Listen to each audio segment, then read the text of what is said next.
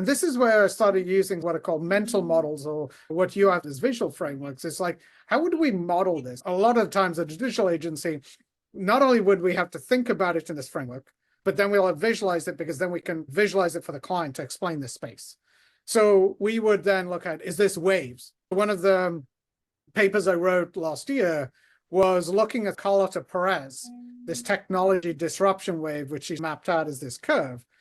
And I turned it into a series of tidal waves, which were hitting sort of the coast, from the coast all the way to middle America. So as technology comes along, her thing was like, there's three waves.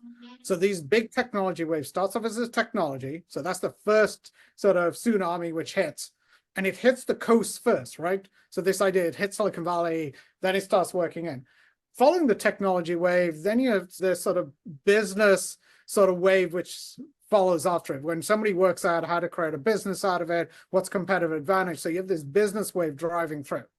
And the last one is when we make this a social wave, society wave, where we actually put the regulation, like, how do we make it better? So taking that, we created them as three visual tidal waves hitting the coast, from the coast all the way to middle America, to go like early adopters to late adopters. So that visualization of waves allowed us to tell that story. So that's what I think of, like, when I look at sort of your visual frameworks. To me, they're sort of thought starters for metaphors.